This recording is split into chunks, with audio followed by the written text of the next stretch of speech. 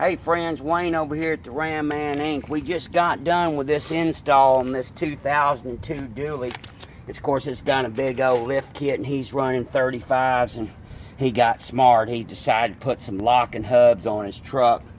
And you know, you can't say anything bad about locking hubs, because here's the thing about locking hubs.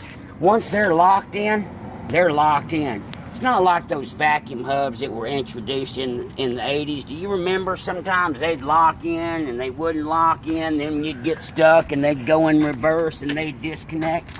You know, Chrysler and all the engineers, they have been, with the four-wheel drive, they have been trying to engineer all kinds of gizmos for 3 decades or whatever. They actually believe, this is what they say, that the drivers, the end users, are too lazy to exit the vehicle. And that's exactly right. Too late. You're too lazy to get out of your truck. That's why they've been working on vacuum lock-ins. They keep trying to do some little push-button gizmo from the dash, and they all just fail. A locking hub, manual locking hub, when you turn that dial, it's going to be locked in. You can bet. And I'll tell you what, so not only is it the gas mileage and the wear and tear and all that, you see this right here? We've got us a two-wheel drive truck. That's right, we got us a two-wheel drive truck.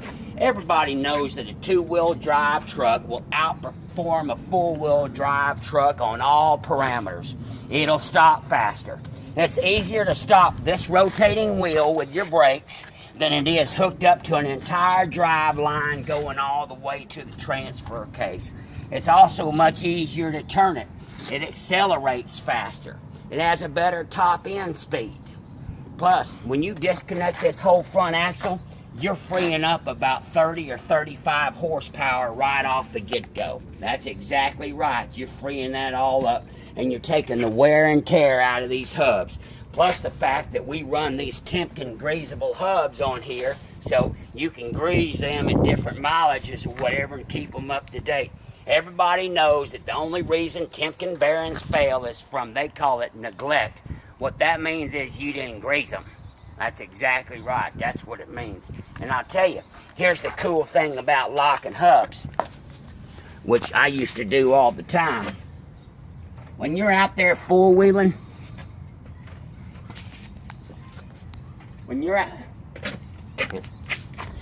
out there four-wheeling in a Chevrolet truck with a big block and a 4-speed in 1985 running 44s and a Detroit locker and a true track, you be breaking these front U-joints all the time. U-joints are the weak links. Very few people break these axle shafts. It's the U-joints that pop.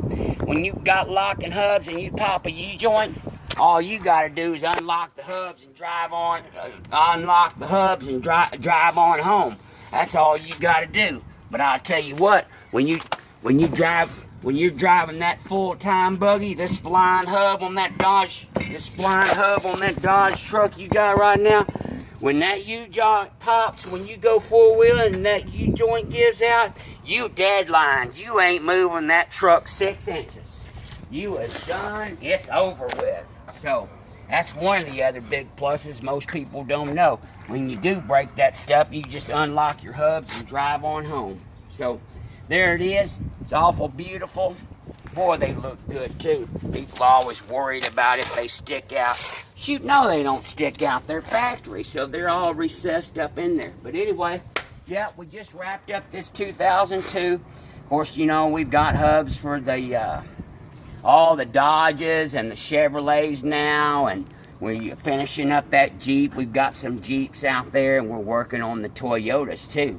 Matter of fact, we're about to wrap up the Toyotas. So anyway, hope this helps out, gang. God bless you. God bless America. And happy four-wheeling.